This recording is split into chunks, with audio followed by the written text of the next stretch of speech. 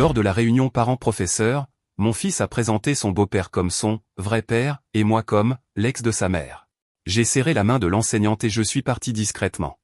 Cette semaine-là, le paiement de son appareil dentaire a été refusé et son camp d'été a été annulé. Mon ex est arrivé en pleurant. Je suis divorcé de Sarah depuis maintenant 3 ans, et nous partageons la garde de notre fils de 11 ans, Marcus, depuis lors. L'arrangement était censé être simple. Je paie la pension alimentaire, je couvre ses frais médicaux, et nous partageons les décisions importantes. Sarah s'est remariée l'an dernier avec un certain Derek, qui travaille dans les assurances, et Marcus semblait s'être assez bien adapté à la présence d'un beau-père. La réunion parents-professeurs était prévue le jeudi soir au collège de Marcus. Sarah et moi avions convenu il y a des mois que j'irais à celle-ci, puisqu'elle s'était rendue à la précédente. Je suis arrivé à 19h précise, j'ai trouvé la salle de classe de Madame Patterson et j'ai attendu dans le couloir avec les autres parents. Quand mon tour est venu, je suis entré, m'attendant à la discussion habituelle sur les notes et le comportement de Marcus. Madame Patterson a souri chaleureusement et m'a indiqué la petite chaise en face de son bureau. Elle s'est lancée dans son discours préparé, expliquant que Marcus était un élève brillant qui avait parfois du mal à se concentrer en cours de mathématiques. Au bout de 5 minutes, elle a mentionné à quel point c'était agréable de me rencontrer enfin, car elle avait déjà parlé plusieurs fois avec Derek cette année des progrès de Marcus. Je l'ai arrêté net et lui ai demandé ce qu'elle voulait dire. Elle a semblé confuse et a expliqué que Derek était venu aux événements scolaires, avait inscrit Marcus à la fête de la science et avait même assisté à la réunion d'orientation des parents bénévoles. Selon son journal de communication, Derek était répertorié comme le contact principal pour les questions scolaires et avait géré la plupart des correspondances avec les enseignants. Les pièces du puzzle se sont rapidement assemblées. J'ai demandé à Madame Patterson de me montrer les coordonnées de l'école et, bien sûr, le nom de Derek était inscrit comme contact d'urgence principal, tandis que j'étais marqué comme secondaire. Sarah avait apparemment soumis de nouveaux formulaires de contact au début de l'année scolaire, faisant de Derek l'interlocuteur principal pour toutes les communications de l'école sans en discuter avec moi. Madame Patterson semblait vraiment mal à l'aise en réalisant que quelque chose n'allait pas. Elle a mentionné que la semaine dernière, Marcus avait présenté Derek à son entraîneur de football comme son vrai père et m'avait désigné comme l'ex-petit ami de sa mère. Elle avait trouvé ça étrange sur le moment, mais avait supposé que ce n'était que la confusion d'un enfant face à la dynamique familiale. J'ai remercié Madame Patterson pour son temps, j'ai demandé des copies de tous les formulaires de contact que Sarah avait soumis, et j'ai quitté le bâtiment. Le trajet de retour m'a donné le temps de digérer ce qui s'était passé. Sarah ne s'était pas seulement remariée. Elle travaillait activement à me mettre sur la touche dans la vie de Marcus pour me remplacer par Derek. Les changements de contact à l'école n'étaient que la partie émergée de l'iceberg. Cette nuit-là, j'ai passé des heures à parcourir mes dossiers et à passer des appels. J'ai découvert que Sarah avait également changé les contacts d'urgence de Marcus chez son médecin, mis à jour son assurance dentaire pour supprimer mes préférences de notification, et avait inscrit Derek comme personne autorisée à venir chercher Marcus au camp d'été que je payais. Elle avait essentiellement mené une campagne systématique pour faire de Derek la figure paternelle principale. Le lendemain matin, j'ai appelé mon avocat et fixé un rendez-vous d'urgence. J'ai apporté toute la documentation que j'avais rassemblée, y compris les formulaires de contact de l'école et les changements de notification médicale. Mon avocat a confirmé ce que je soupçonnais déjà, Sarah avait violé de multiples aspects de notre accord de garde en prenant des décisions unilatérales sur le bien-être de Marcus et en sapant activement mon implication parentale. Nous avons déposé une requête pour outrage au tribunal cet après-midi-là, mais j'ai décidé de gérer la situation immédiate à ma manière. J'ai appelé l'orthodontiste de Marcus et j'ai découvert que, bien que je sois toujours désigné comme le responsable financier, Sarah amenait Derek au rendez-vous et le présentait comme le beau-père de Marcus qui aidait aux décisions médicales. Le prochain paiement pour l'appareil dentaire devait être traité le lundi, un ajustement de $1,200 qui serait refusé en arrivant sur mon ancien compte.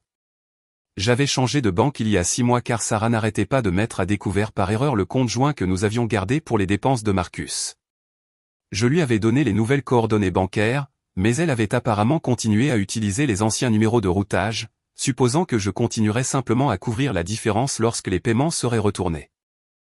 Lundi matin, j'ai reçu l'appel attendu. Sarah était affolée, expliquant que l'orthodontiste de Marcus avait appelé au sujet du paiement refusé et menaçait de suspendre son traitement. Elle m'a demandé pourquoi j'avais saboté le paiement, et j'ai calmement expliqué que j'avais fermé l'ancien compte il y a des mois en raison de prélèvements non autorisés. Elle s'est immédiatement mise à crier, disant que j'étais mesquin et que je faisais du mal à Marcus à cause de problèmes d'adultes. Je l'ai laissé se défouler pendant environ 30 secondes avant de l'interrompre pour lui demander pourquoi Derek n'avait pas couvert le paiement, puisqu'il était apparemment la figure paternelle principale de Marcus maintenant.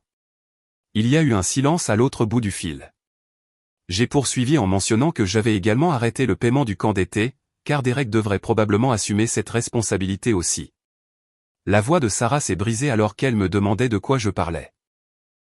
J'ai expliqué que, puisqu'elle avait fait de Derek le contact principal pour tout ce qui concernait l'école et que Marcus le présentait comme son vrai père, il semblait logique que Derek prenne également en charge les responsabilités financières. L'annulation du camp a été un coup dur, car Marcus l'attendait avec impatience depuis des mois. C'était un programme spécialisé en sciences, technologie, ingénierie et mathématiques, STEAM, qui coûtait $3000, et j'avais payé la compte en février. Le paiement final était dû cette semaine, et sans lui, Marcus perdrait sa place. Sarah m'a supplié de reconsidérer ma décision, mais je lui ai dit que Derek était libre de couvrir le solde s'il voulait assumer cet engagement financier. Les conséquences immédiates s'accumulaient déjà. Sarah appelait tous les jours, alternant entre colère et désespoir. Derek n'était apparemment pas aussi disposé à intervenir financièrement qu'il l'avait été pour jouer au papa lors des événements scolaires. L'orthodontiste de Marcus avait mis son traitement en pause après le refus du paiement, et Sarah ne parvenait pas à trouver l'argent pour le relancer. La place au camp d'été avait été attribuée à quelqu'un sur la liste d'attente lorsque le paiement final n'était pas arrivé. Plus important encore, Marcus commençait à poser des questions sur les raisons de ces changements. Sarah s'est finalement présentée à mon appartement le jeudi soir, l'air épuisé et abattu. Elle avait pleuré, son maquillage avait coulé et sa voix était rauque. Elle a demandé si nous pouvions parler et je l'ai invitée à entrer, mais j'ai précisé que Derek n'était pas le bienvenu chez moi. Elle s'est assise sur mon canapé et a admis qu'elle avait fait une erreur. Toute cette histoire de changement de contact scolaire pour Marcus était l'idée de Derek. Elle a prétendu qu'il l'avait convaincu que ce serait plus efficace s'il gérait les communications scolaires, car il avait des horaires de travail plus flexibles. Elle a insisté sur le fait qu'elle n'avait jamais voulu que les choses aillent aussi loin. Je lui ai demandé directement pourquoi elle avait permis à Marcus de présenter Derek comme son vrai père.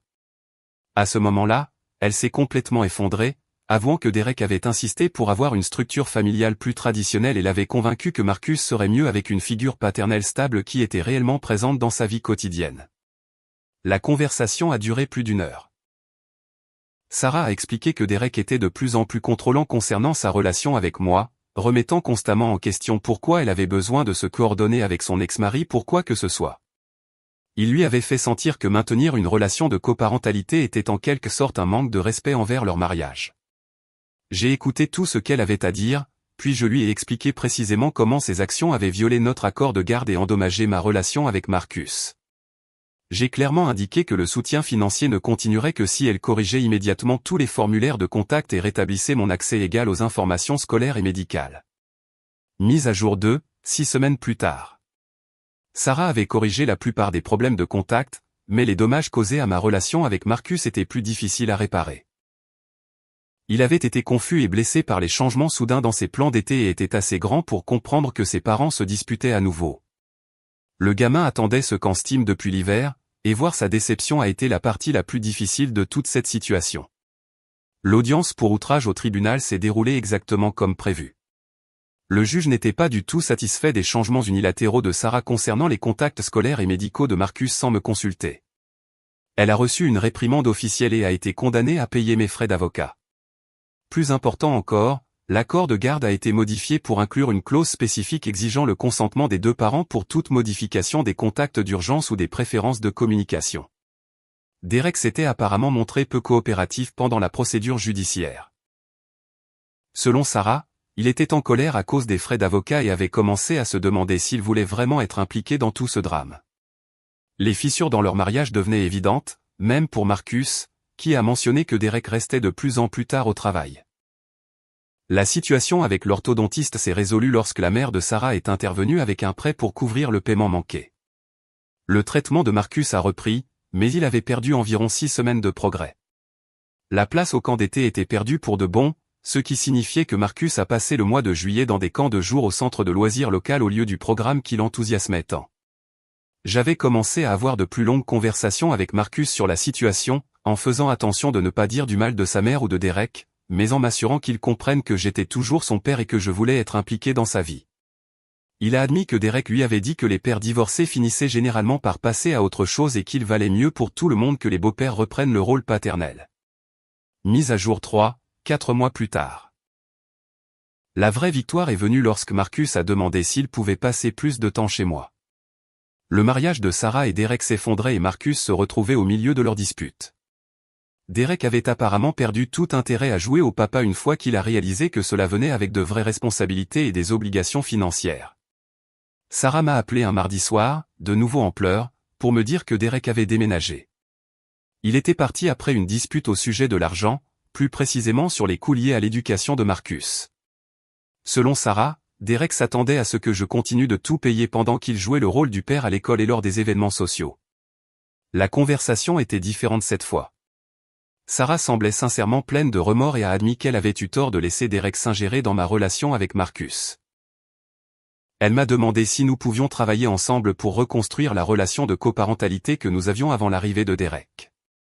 J'ai accepté d'essayer, mais j'ai précisé que tout futur partenaire devrait respecter l'accord de garde existant et mon rôle de père de Marcus. Sarah a promis qu'elle avait appris sa leçon sur le fait de laisser de nouvelles relations interférer avec la stabilité de notre fils. Marcus a commencé à passer plus de temps à mon appartement, et nous avons commencé à travailler sur la reconstruction de notre relation. Les dommages de l'année écoulée n'allaient pas guérir du jour au lendemain, mais il semblait soulagé d'avoir de nouveau une situation familiale claire. Il avait marché sur des œufs autour de Derek pendant des mois, essayant d'équilibrer la loyauté envers sa mère avec sa relation naturelle avec moi. Mise à jour finale, 8 mois plus tard. Le divorce de Sarah et Derek a été finalisé le mois dernier. Le mariage avait à peine duré 18 mois, et Derek avait montré son vrai visage en essayant d'éviter toute responsabilité financière pour le chaos qu'il avait contribué à créer. Il était retourné dans son état d'origine et n'avait pas contacté Marcus depuis son départ. Marcus s'est bien adapté à l'absence de Derek, ce qui m'a dit tout ce que j'avais besoin de savoir sur l'authenticité de cette relation. Les enfants sentent quand l'intérêt de quelqu'un pour eux est conditionnel. Et le départ rapide de Derek a confirmé que ses sentiments pour Marcus étaient plus liés à l'envie d'impressionner Sarah qu'à un véritable attachement pour son fils. L'accord de garde fonctionnait mieux que jamais. Sarah avait appris à apprécier d'avoir un copain réellement engagé dans le bien-être de Marcus, et j'avais appris à être plus vigilant pour protéger mes droits parentaux. Nous avions tous les deux grandi de cette expérience, même si elle avait été douloureuse. Les notes de Marcus se sont considérablement améliorées une fois le drame familial apaisé. Il est entré au tableau d'honneur pour la première fois en 2 ans et a rejoint le club de robotique de l'école. La situation du camp d'été avait été décevante, mais il avait trouvé d'autres activités qui l'intéressaient tout autant, y compris un programme d'ingénierie le week-end qui était en fait mieux adapté à ses intérêts. Avec le recul, je suis reconnaissant que la situation nous ait forcés à aborder les problèmes dans notre relation de coparentalité. La tentative de Sarah de me mettre à l'écart s'était complètement retournée contre elle. Mais elle avait aussi montré à Marcus que je n'allais nulle part et que notre relation valait la peine de se battre. Les leçons financières n'ont pas non plus été perdues pour Sarah. Elle avait appris que trouver quelqu'un prêt à jouer à la vie de famille était très différent de trouver quelqu'un prêt à assumer les véritables responsabilités de la parentalité. La retraite rapide de Derek lorsque l'argent est devenu un problème avait été l'électrochoc dont elle avait besoin. Aujourd'hui, Marcus et moi avons une relation plus forte que nous n'en avons jamais eue depuis le divorce. Il sait que je suis son père et que je serai toujours là pour lui, peu importe qui peut aller et venir dans la vie de sa mère. Cela vaut plus que n'importe quelle pension alimentaire ou frais d'avocat.